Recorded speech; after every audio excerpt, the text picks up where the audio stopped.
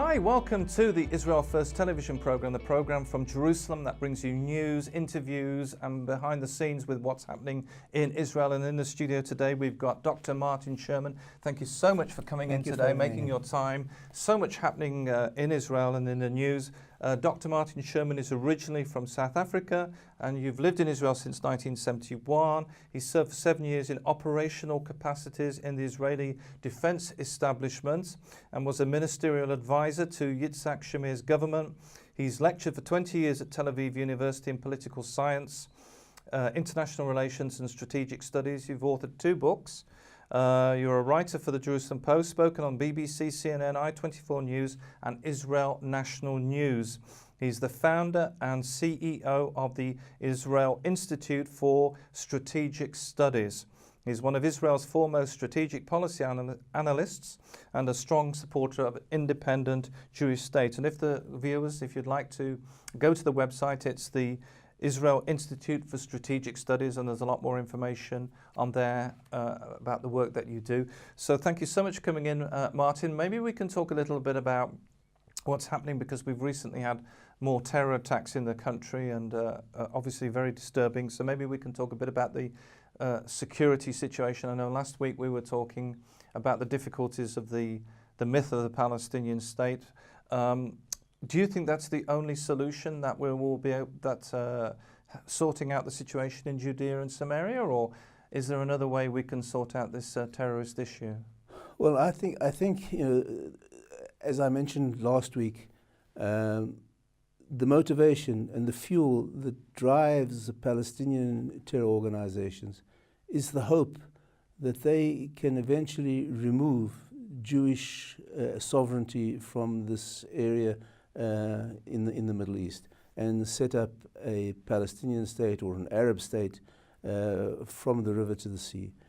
And I think unless Israel manages to totally remove these hopes from the Arab psyche, we are going to be faced with continual terror attacks, which will rise and fall over time depending on fluctuating conditions.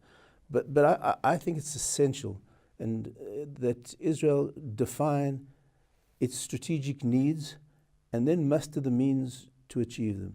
I think what we've found in Israel in the last 2 decades is that there's been what I'd call an inversion of dependent and independent variables. What do I mean by that?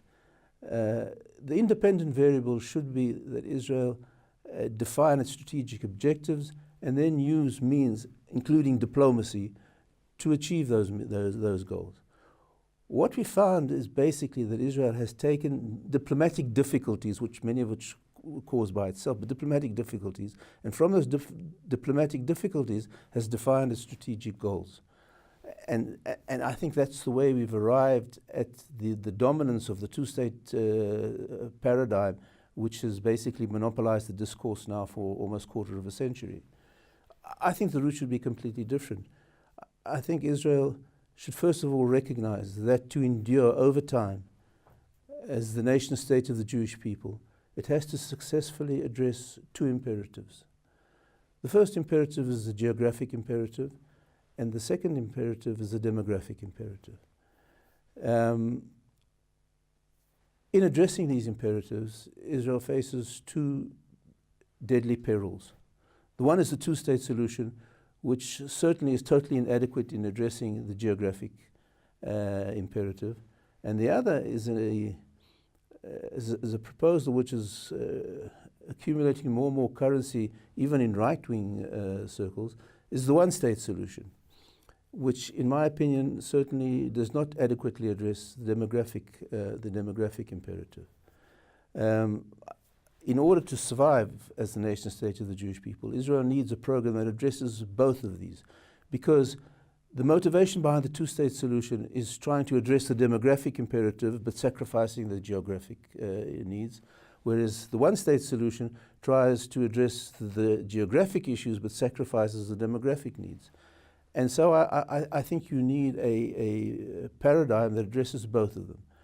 In other words, Israel needs to retain the territory and somehow reduce the demographic threat by inducing a reduction in Arab presence west of the Jordan River.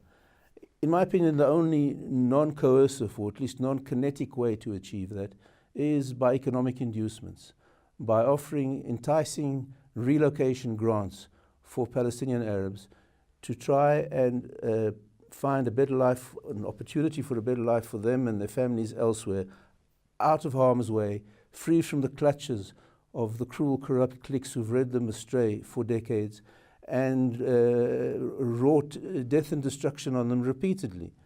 And you know, when people hear that, they sometimes say, well, you know, that's immoral. But I beg to differ.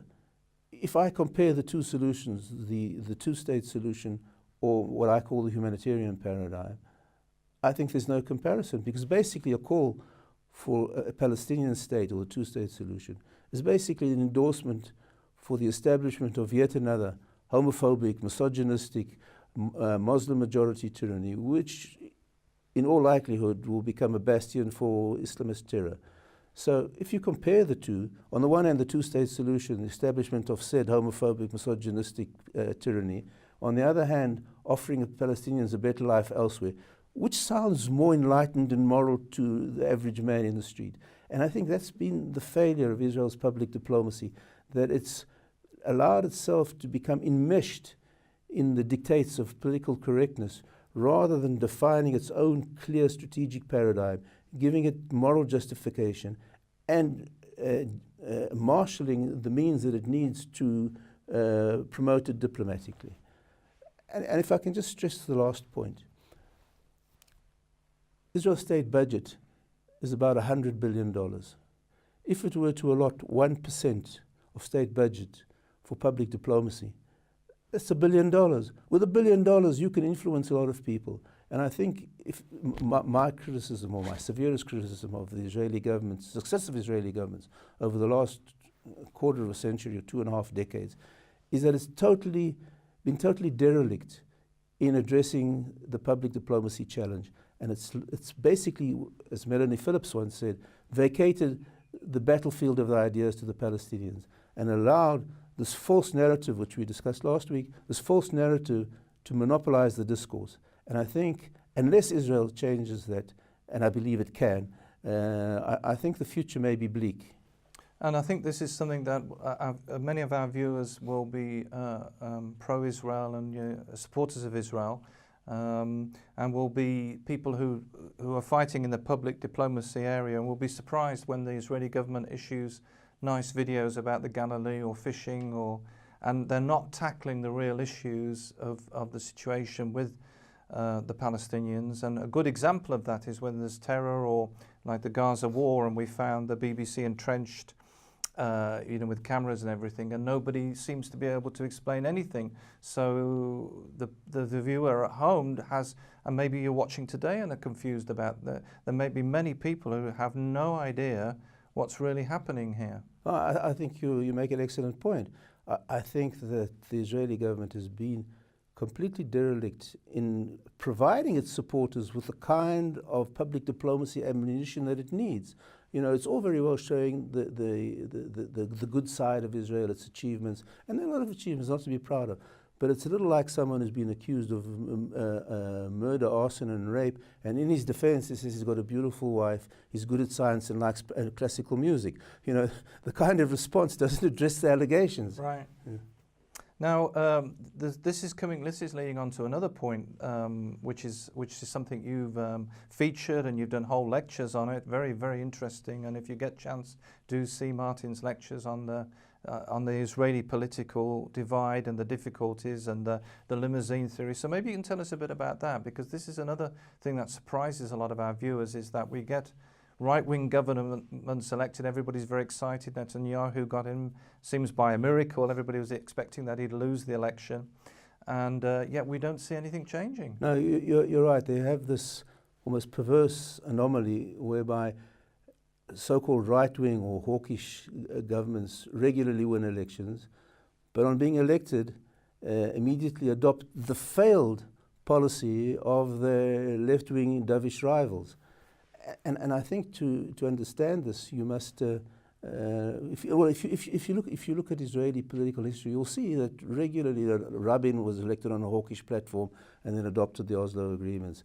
Arik Sharon, the ultra super hawk, was adopted on a program opposing unilateral withdrawal that was proposed by his opponent, and then on being elected adopted precisely the program that he opposed in his election campaign. And even with Netanyahu before elections opposed the Palestinian state, and in his unfortunate speech in 2009 in Bar-Ilan embraced Palestinian statehood, albeit with all sorts of unrealistic reservations. Now, some of our viewers may say, well, Martin, it's because of international pressure. The United Nations, the Americans are putting pressure on the Israeli government to stick to the status quo, not to do anything. Is that the main reason? Well, I don't think so. I don't want to belittle the issue of international pressure, but there certainly is. But I want to say two things about this. First of all, as I mentioned before, Israel's done very little to put in place mechanisms and systems to deal with that pressure, because they've had a very anemic and impotent public diplomacy campaign, which is focused on the wrong issues rather than on being more robust and aggressive in presenting Israel's case.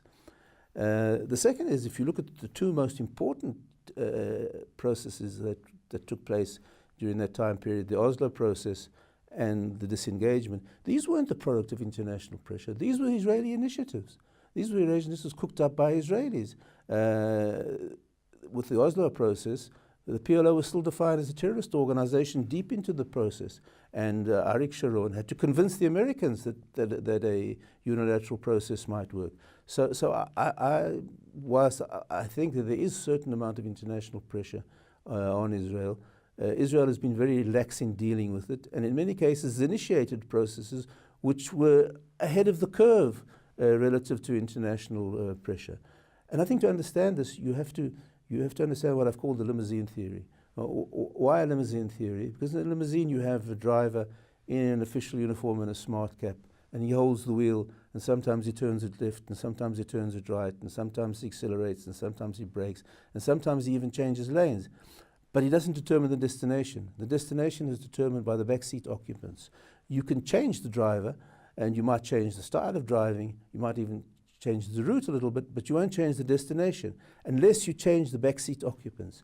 And in this analogy, who are the backseat occupants? These are civil society elites, basically a trio of civil society elites who interact with each other, who have both the ability and the motivation to set the agenda for the elected politicians. This trio is composed, first of all, of mainstream media elites, the legal establishment, and much of the academia, particularly in social sciences and humanities, including law. Now, when I say they have the ability, the legal establishment can impede any assertive initiative that Israel may or may not want to undertake to combat terror. For instance, like cutting off power to Gaza, to stop the ability of the Palestinians to use lasers to machine the rockets that they fire. Which is very strange, because during the Gaza war, a lot of people were saying, well, why not cut off the electricity supply, because the terrorists are using power and we're just supplying them to shoot rockets at us. Yeah, and we have the Supreme Court, which one would think would support Israel, would be in favor of Israel, and yet they make the most outlandish decisions. I tend to agree with that. In a recent exchange with a left-leaning rabbi, I said, which part of Jewish morality says you have to sustain your enemy? And I didn't really get a convincing answer. So the legal establishment can prevent any assertive initiative. The media elites can initiate concessionary initiatives like they did with Oslo, certainly with the disengagement, as you remember, where they rallied round to protect Arik Sharon against any recriminations, and even with the Gilad Shalit episode, which was a totally media-driven event with the exchange of 1,000 terrorists for one Israeli captive. And then when you need the official stamp of approval for this policy, they can always get it from the left-leaning academia. So you have the ability to impede, the ability to impede assertive measures, the ability to promote concessionary ones, and the ability to get the professional, so-called professional stamp of approval from the academia. And this is what drives the process. Now, what are the motivations of these people? They can advance their personal and professional interests today far more effectively by adopting the Palestinian narrative rather than supporting the Zionist narrative, because that sells better at the universities. They can get better sabbaticals if they want to get published articles in prestigious journals. They can promote themselves professionally and personally far more by adopting it. Do you think it would be difficult to get a job, for example, in an Israeli media situation if you don't follow the rule? Because I know for myself, when I've talked to my colleagues in the BBC, journalists, they can't get work unless they follow a certain editorial brief. In the media, that's certainly so. It's becoming a little better now, you know, with the competing channels in the media and internet. But certainly up until a few years ago, it was very, very difficult. But it's even worse in academia. I mean, I can't think of any prominent political scientist, strategist, historian who has tenure and a senior position who warned of what will happen if Israel goes along the so-called peace process. I can't think of one, you know, and so you know they're really totally incompetent professionally, or totally lacking in integrity, professional integrity, because they supported it. You know, the academia, I think, is completely devoid of any real intellectual depth on the hawkish side of the spectrum. So certainly, and unless you can focus on generating new elites who can replace the backseat occupants in the limousine, the destination is going to say the same. You know, as I said, you can change the driver, but you don't change the destination, and that's basically the major focus of what I'm trying to do. Is I don't delude myself that I can do it completely, but I'd like to be the kernel, the nucleus, the catalyst to generate a process of creating new elites and new backseat occupants that can change the destination of the limousine. And the viewers can go to your website, the Israel Strategic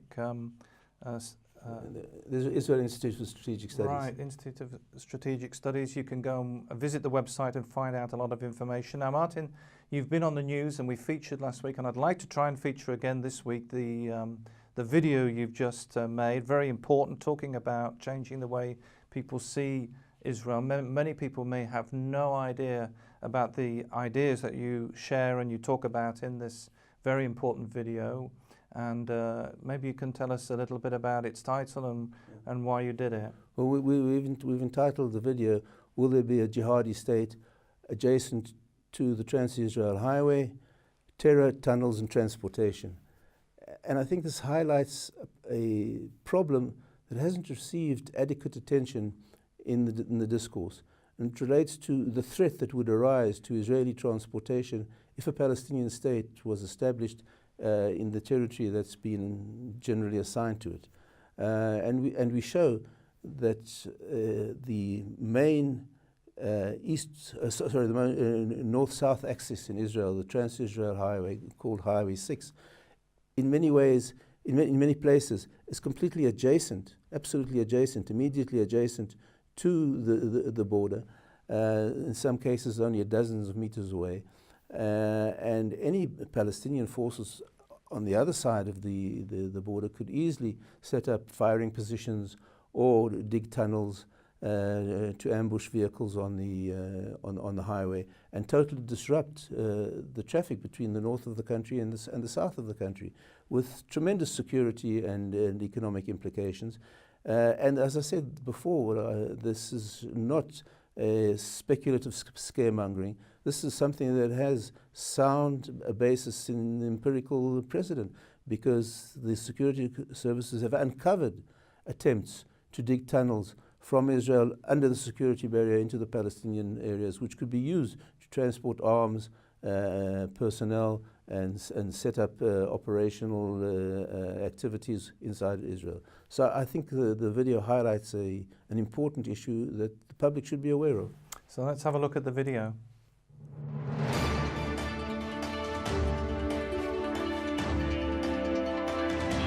אנו מכריזים בזאת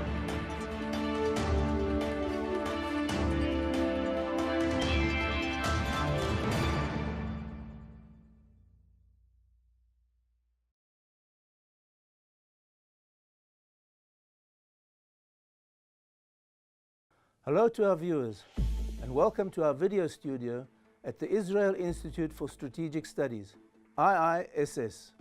For over 2 decades, the notion of two states for two people has been the dominant paradigm that has monopolized the discourse on the Arab-Israeli conflict in general and the Israeli-Palestinian one in particular.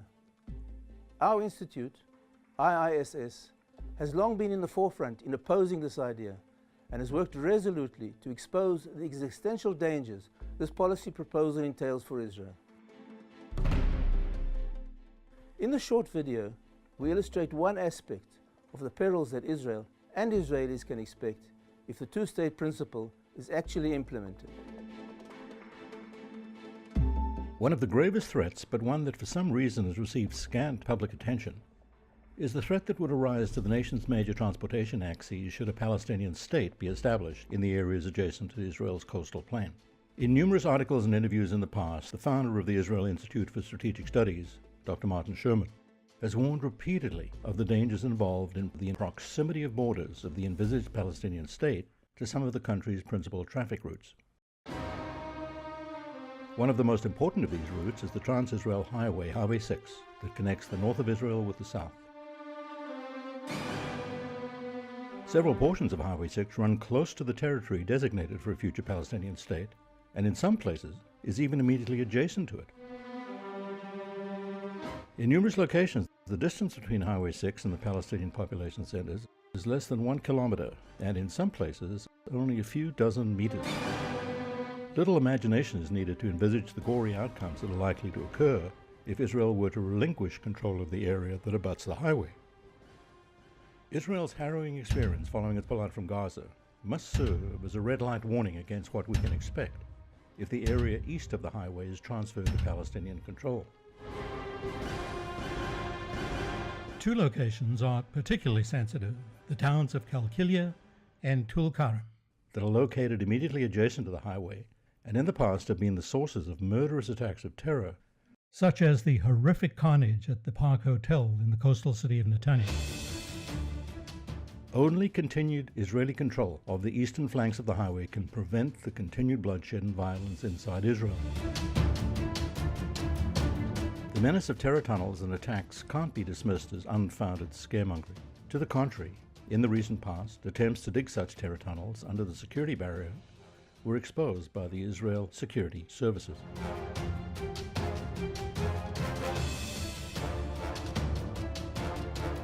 The intensive agricultural and commercial activity in the vicinity of the wall provide ample cover, concealment and camouflage for the excavation of terror tunnels and for setting up firing positions close to the busy highway.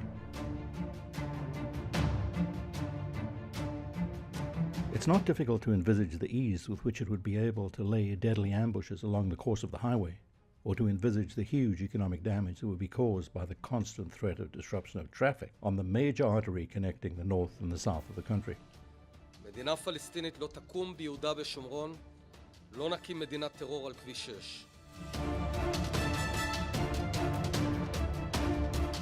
In conclusion, some words of warning from Professor Amnon Rubinstein, Israel Prize Laureate and former Knesset member and Minister of Education for the far-left Meretz faction.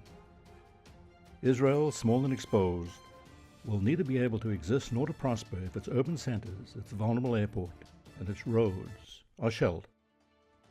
This is the terrible danger involved in the establishment of a third independent sovereign state between us and the Jordan River.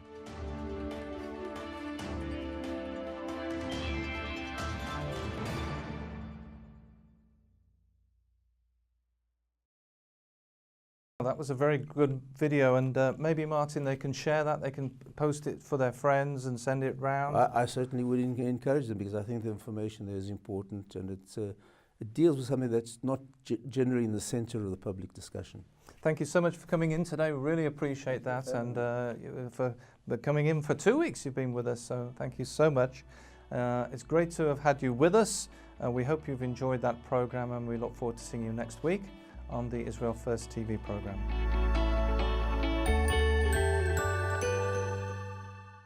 Shalom, dear friends. Wonderful to be with you today. We are looking today at the calendar, which is the name in Hebrew, Luach. So the Hebrew calendar is a lunar solar calendar, which means that the months are working with the moon, and the year is with the sun. So the months are shorter than our Gregorian calendar. Is 29 to 30 days, but there is 12 months. So let us look at now a few names. We have SHANAH for the year, and you know, like Rosh Hashanah, which is on the calendar with the new year. Rosh Hashanah means like the head of the year, and is September, October. And after we have the name Chodesh for months, which is interesting because the root is from Chadash, new. So you see every month is something new that we start, and we'll speak a bit more next time about it. You have also Shavua, which is the week. We have the day, which is Yom, like when we say good morning or good day, I mean, it would be like Yom Tov. And so Yom Tov, you hear it a lot here, and it's not too difficult to learn. Yom Tov.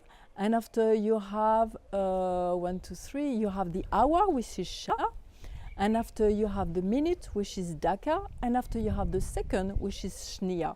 And it's very funny because Shniya, everybody knows it here, because when people are busy and say Shniya, wait a minute or wait a second, is what we say very often. So it's wonderful. We look some names today about the time, and next week we look more directly and more in details about the months.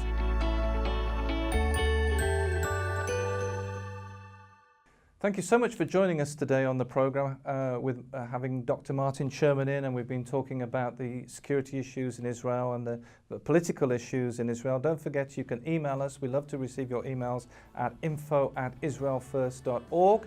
Visit the website www.israelfirst.org, and remember, we're the program that looks at the land, the people and the language.